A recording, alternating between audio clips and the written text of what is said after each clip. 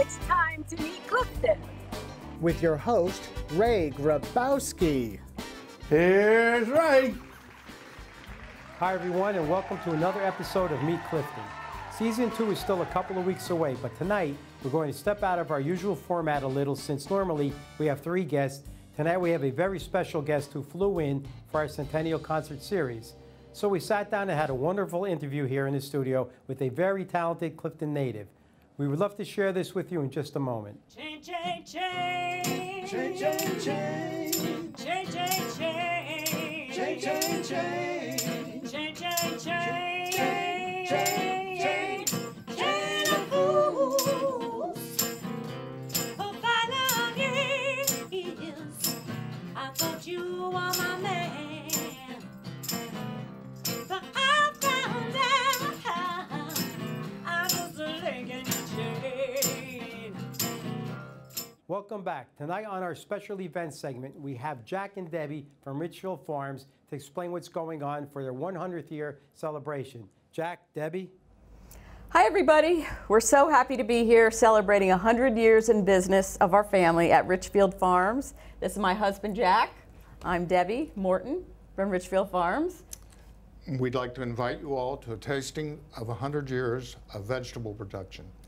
We have done a lot in our lives the last 35 years we've been here. Basically trying to focus more on vegetables, healthy eating, and organic growing. What else are we going to do, Deb? We're going to have live music. We're going to have a petting zoo. We're going to have pony rides, refreshments, a centennial booth showing lots of history, crafts, and much, much more. And this event's going to be on, help me out, Jack. Sunday, September 24th from 11 to 4 p.m. We hope to see you there. We really hope to see you. Appreciate all you do for us. Welcome to Meet Clifton. Our first guest tonight is someone that grew up in Clifton. We went through the entire Clifton system. We'll talk to them more about that. But more importantly, my next guest grew up in a time when music was exploding all over the world. Rock and roll was big. Rock was coming in. It was the 60s. We had great musicians. It was a time when every kid in school wanted to be a singer, a guitar player, more importantly, and myself wanted to be a drummer. That was every kid's dream. Well, tonight I have that kid who made that dream come true, became a professional drummer. Let's welcome Jeff Seitz. Hey, sir. Nice to see you. Yeah. Thanks for coming. Thank you. Thanks for having me. You know, on the show, of course, we like to highlight Clifton, and Jeff is one of the people from Clifton that became famous as a musician. And as you know, it's very difficult, and Jeff is a professional musician, a professional drummer, has done a lot of things.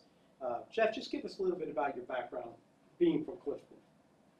Well, I started out in the Clifton school system the way probably 90% of all the kids did. They came around in 4th grade and did aptitude tests, and they told you what you were suited for or not suited for, and then by 5th grade they said, okay, here's your drum pad. You know, come down for a lesson with Mr. Crisp, I think it was at school 2. And I went downstairs and I played some things that he told me to play, and I tried, play this, okay, play that, play this, okay, I played that. He goes, you've never done this before? I was like, no. He said, I think you need to move up a few grades. So I went up to the junior high school and started drum lessons in the junior high school with those guys, and then moved on and on and on up through the system, took private lessons from Bill Laverack, who eventually became one of the school's band instructors, I believe. Played in marching band, played in orchestra, played in the concert band, played in the jazz band with the legendary Eddie Wasserman, who was a famous saxophonist with the Gene Krupa band, and learned a lot coming through the system, learned a lot about discipline with Mr. Saul Kay, the head band director, and instilled in us a sense of pride and a sense of purpose. We were all cut-ups. I mean, we were young kids. We had a great time. We thought we were, you know, bad boys and all of that, but when it came down time to perform, everybody snapped in two, and we just felt like we were on top of the world. We were the kings of the world. The Clifton High School Mustang Marching Band, when we came on the field, we were. Yeah, we commanded respect. Yeah, There's absolutely everybody, no doubt about everybody it. knew when we came on, we were Absolutely. serious. Yeah. We know that in Clifton, some great musicians came from the band. It was a time when everybody took it serious. You know, you came out of the years that had great players. Obviously, to your, you know, tribute that you are and you're still playing. Just let me ask you. I know after high school, I know you went to Juilliard for music, which is probably the best music school One of the to top, go to. One of the top. Did you know you wanted to do this? No. In fact, in my junior year, I was taking a course that they called distributive ed, which was like you could leave in your senior year, go half a year and be in retail.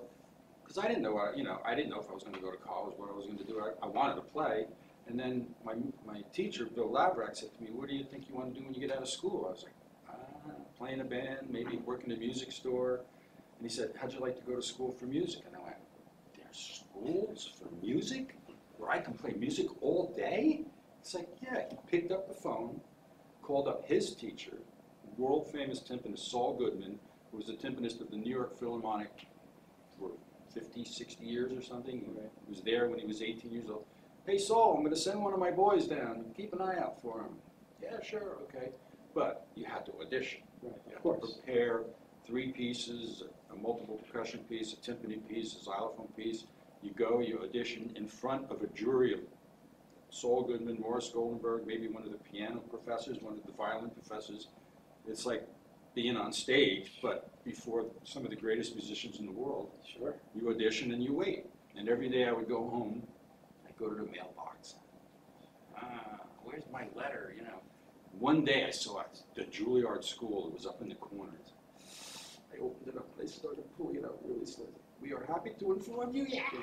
That's incredible. That meant, I got in. Yeah, And then it was like, that's a great school. And that was 4 years, 5 years school? whatever you want to go for. You want to go for a Oh, yeah, diploma, because you could keep going. BA, Right. a master's.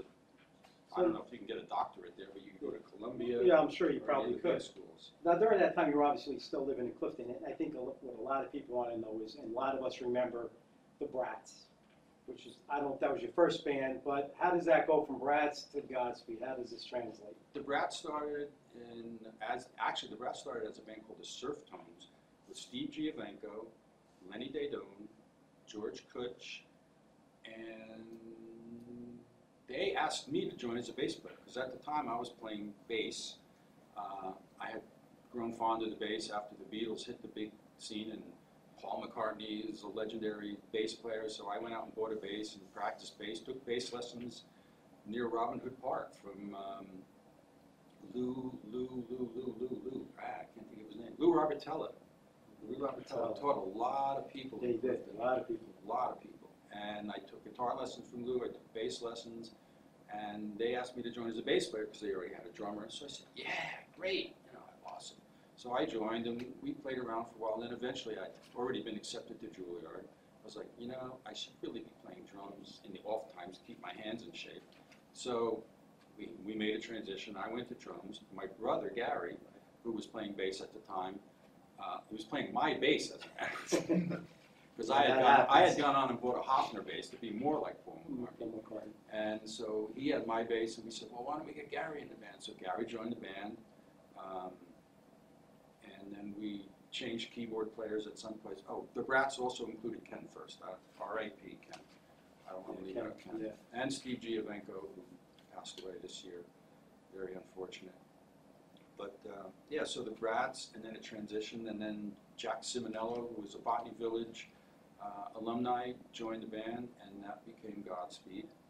And eventually, we also transitioned Danny Shiano, who played in the opposite end back in the Brats days. That's the opposite end. I couldn't think of it. Bob Eulo, those guys, Danny Shiano. So Danny became our guitar player, and that was right at the time when the drinking age in New Jersey changed from 21 to 18. And we were at the pinnacle of that point because we'd been playing in New York State. We had a following in New York State. People knew us. And when the drinking age changed in New Jersey, the barn doors opened. It was like, Katie, bar the door. Godspeed every Tuesday night at Dodds and Orange. Godspeed at Father's and Marshmallows. And Yeah, Dodds was really big. Dodds was big. The Shore, down the You shore. guys really rolled Dune that. still doing. So yeah, so that was all going on, and in fact, a lot of that was going on while I was still in school, and I was playing on the weekends. Right. Going to school, taking my lessons, playing on the weekends. At some point, we even started traveling. Some of the guys were going to New York, Newark Community College. I think Gary and Steve, they used to have to drive up after the gigs in Philadelphia. It was a wild time. And eventually, you know, I finished 5 years at Juilliard. I was the timpanist of the Juilliard Theater Orchestra. Played under famous conductors, Alfred Wallenstein, George Mester, Jose Cerebrier. In fact, this is a little known fact, I played a drum set concerto with the New York Youth Orchestra at Philharmonic Hall. Wow. I have no memory of the piece. I've often thought about trying to find it. But Jose Cerebrier said, hey, you ever played drum set with orchestra? No. I said, well, there's this drum concerto written for drum set and orchestra. And I did it. And it was an amazing experience. It was like such a, you know, shocking experience to be doing this. And my mom came and my next door neighbor came. It was great. And then I know then everybody in Clifton knows about Godspeed, and then I know then you moved on. I know you left Clifton, and here's a big thing. So a lot of people know that you joined up with the band The Police, which is of course famous. We have Stu Copley and Stain, all famous players. And I think we were talking in the hall before this, and Joey had asked me a question, and I think it's a good one because I don't even know. So, Joe, what was your question? Yeah, there were two things I wanted to know, which was how did you hook up with the Police, and did you ever have to play with them? Well, the story is, I was in between tours. I was touring in Canada with an English blues singer named Long John Baldry, who was famous for having Rod Stewart in his band, Elton John, played in bands in the 60s with Mick Jagger and Brian Auger on keyboards. And Godspeed was his backup band at one point, and they called me back. I did a recording with them. I did an album with them in Canada called Baldry's Out. And it was always, you know, we'd go on tour, we'd leave, you know, go home, but there was no steady income. It was like when the tour was over, see you next time, we'll call you next time. And I was painting in the studio, and a friend of mine who had an audio company, he built speaker cabinets and electronic system racks for bands in New Jersey. A very good friend of mine, he was Godspeed sound man at one point, Tom Herman. Hello, Tom-O. He said, hey, Jeff, I just got a call from Danny, who was already with the Police. Danny Quattrochi was Sting's tech now, but back then he was just working for the band. He said, Danny just called and said they need a guy to drive the truck and set up the drums for 2 weeks at a small American tour, and wondered if I knew anybody. He was sort of almost apologetic about it because, you know, here I was, the legendary, in my own mind, Jeff Seitz, you know, Godspeed, and he's like, you know, I don't know if you'd be interested, but, you know, I said, how much does it pay? He told me, he's like, I'm there, because I was out of work, you know, I was in between tours, I had no money, I had a young son, a 3 or 4-year-old son. I said, I'll do it. So, first gig, I go pick up the roadie at JFK in New York with all their equipment, drive the equipment back to my house in Wanacue, and I got a phone call next morning from Danny. He says, I got some good news and bad news. I'm like, give me the bad news first. He goes, well, Dave, the guy you picked up last night, has quit the band. He's going back to England. He doesn't want to tour anymore. I was like, what does that mean? I had the equipment, so I knew I was good. You know, nobody was going to fire me. So he said, well, I've just got to get another guy. So I said, oh, my brother's out of work. Maybe he'll do it. And he said, well, I already got my friend Scott Chiquinto, who's a local Wayne musician. You probably run into Scott. Oh, sure. Quite a few times. Sure. He plays in the Time Machine. Yeah. And Scott, so we went up to the first gig, Buffalo, New York, and the tour manager looked at me and said, you got a passport? And I had a passport because I was touring with the Police. I said, yeah, why? I said, well, you know, Dave, our other roadies left, and we need somebody to do this world tour. We're going to Hong Kong, New Zealand, Australia, Japan, India, Bombay, the world, basically. And I said, paid to go around the world? Sure. So he said, all right, you got to go get passport photos. You got to go quick. You know, we got to get visas and stuff. And send them to New York. That was it. I left for 2 weeks. We ended up in Hawaii. We did Don Kirshner's rock concert in LA. Then we went to Hawaii. And then Scott left us, came back to America, and Danny and I did a whole world tour, all around the world. And by the time we got to Japan, when I got the job with the police, I decided, because the drummer never gets the best attention. You know, the drummer gets the new roadie on the crew, who hates to set up the drums, and so you're always coming in and adjusting things and fixing things, getting them right. I said, I'm going to give this guy the kind of service I always wanted, first-class service. So he showed up in the studio in Japan, and everything was ready. His monitor mix sounded great. He had special effects that he played through, and it was all working really well. And he sort of went to the tour manager and said, get this guy. We need this guy. So they offered me a full-time job. Paid, retainer, off the road, on the road. And then it was just like being on a rocket ship to the moon. The police kept getting bigger and bigger and bigger. Yeah. And it was like, I'm on for the ride. And how long have you been with them? Well, if you count, 1980 was the first show, 37 years. And are you still with them? I still work for Stewart. Stewart, wow. Well, we did the reunion tour, police reunion tour in 2007, 2008, and that was a 18-month tour, 150 shows. Wow. And we went around the world again. And Stewart has cut down a lot on his band performing. We do a lot of orchestral things. He writes a lot of operas, a lot of symphonies, drum concertos. Mainly the things he loves to do, whereas in film scoring, you're sort of a slave to the director. Right. Now, that's not the right word, but it's a director's medium. So. And actually, I know that's not only what you do because you're the drummer. Now, you've done a lot of other things. You worked in movies. Well, we did film scores, yeah. Film scores, and I don't know what some of the movies are. A few of the names off. Famous one is Wall Street. Michael Douglas won an Academy Award for Rumblefish, which was Stewart's first movie, which really broke ground for him. And She's All That with some of the Lance Bass. We did a movie with him from, what's the band he was in? I can't remember. That's terrible. Anyway, but back to your other question. One night, Stewart Copeland and the band flew back off of a French tour to remix Zenyatta Mondatta because they were not happy with the final cassette that they got. And they went back to London. They worked all night. They remixed the entire album. And sometime during the night, Stewart had reheated some food that they had, and he got sick. He got food poisoning. So they flew back to France to do the show, and he's not feeling good at all. In fact, at one point, when one of the last bands was on, he came walking past the stage and said, I'm feeling a little shaky. If I keel over, you'll pick up the sticks and carry on, right? I'm like, yeah, sure, Stewart. Because Stewart's a horse. He's indestructible. So I said, yeah, sure, Stewart. And then we get to the dressing rooms right before the band's due to go on, and he's laying on a bed, moaning and groaning and saying, I don't know if I can do this. I'm dizzy, I'm nauseous. And the tour manager looked at me and said, can you do it? I said, let's go.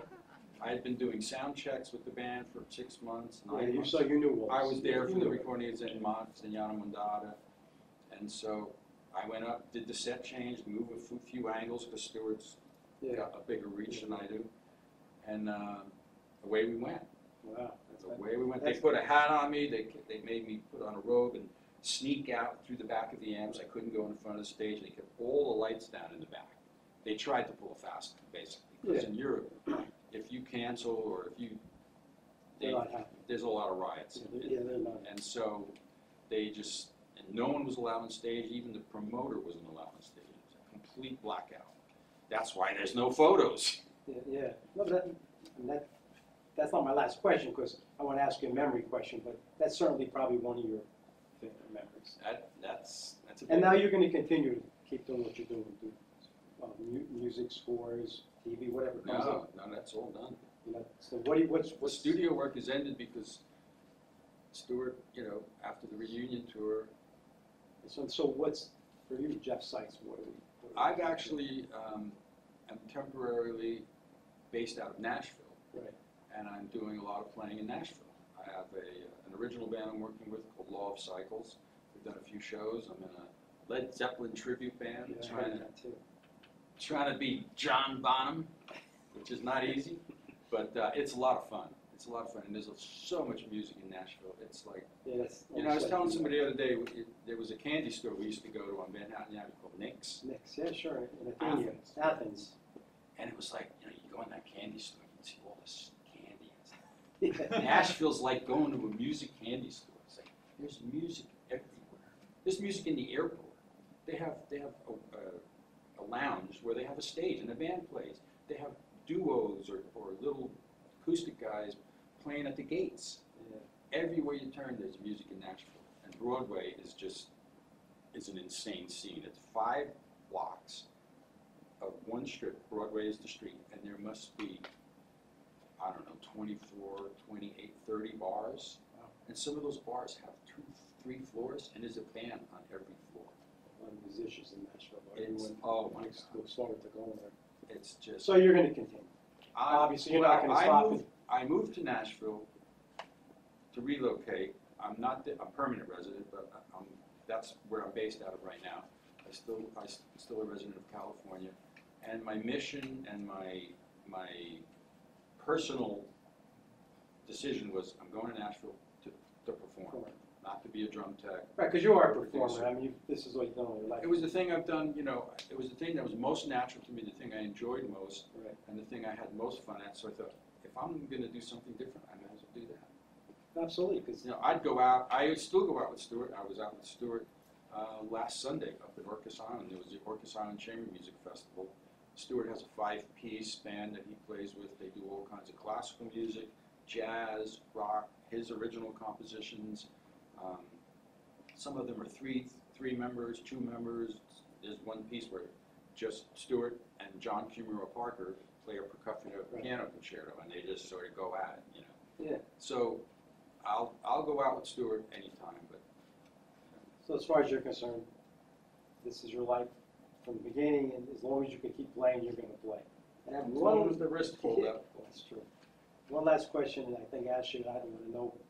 You must have one really memorable experience, either performing or meeting someone, because you've obviously met a lot of people. If you had to come up with one, what's something you remember off the top of your head like yesterday? You know, I was a Beatle fan, and in fact, tomorrow, 8/23 is the Beatles at Shea Stadium, 1966, and I was a big Beatle fan, and I was there. I had a girlfriend whose father got tickets for some corporate business venture, and she said, I know you're the biggest Beatle fan in Clifton High School. You want to go? And I was like, yeah, are you kidding? We sat in the nosebleeds. I hardly heard a note, except when the screaming got quiet. And about 12, 15 years ago, I can't remember the date, but I was at Abbey Road Studios mixing a film score with Stuart, and I heard that Paul McCartney was in the building. And I was like, oh my God, what if I run into him in the hallway? What would I say? And my decision was to just say, Paul, thank you for the music.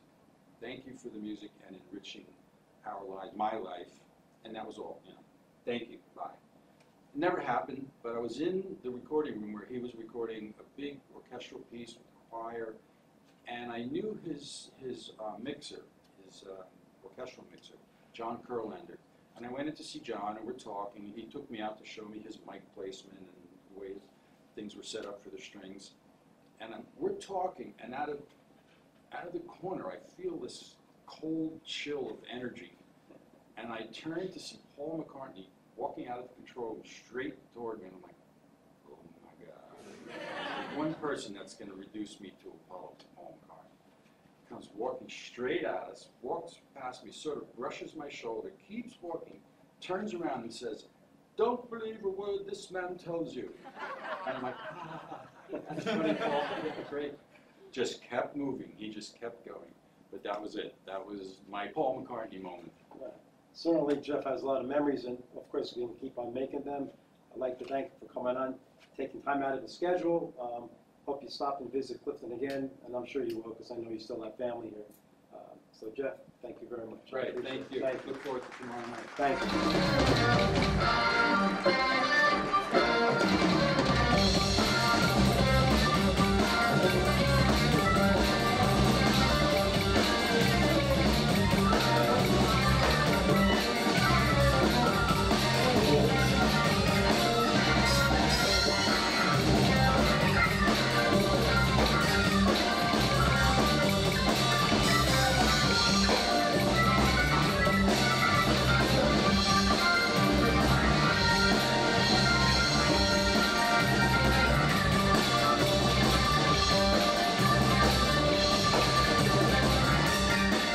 Clifton and friends, welcome to the updates. On Sunday, September 17th, the Athenia Business Association will have their street fair. That's from 11 a.m. till 5 p.m., and that's by Stanley's Ware Park and Van Houten Pharmacy, and that is the Van Houten Avenue Street Fair. Then the Passaic County Historical Society is having their fundraiser at the Brownstone on Tuesday, October 6th, and that starts at 6:30. Please call them for tickets. Then the Clifton Arts Center will be having their stained glass exhibit by the Heimer family, and they were also doing the memorial piece for Gloria Kaloje in memory of the Clifton 100th anniversary. And the Clifton Arts Center is also having their fundraiser at the Valley Regency. That's October 15th, and it will feature a Rockette who had saved an iconic building in New York City, as well as having 2 Rockettes performing. And on a personal note, I want to say happy birthday to my mom, Jane Gusiora. Just celebrated her 90th birthday on September 13th. Hi everyone.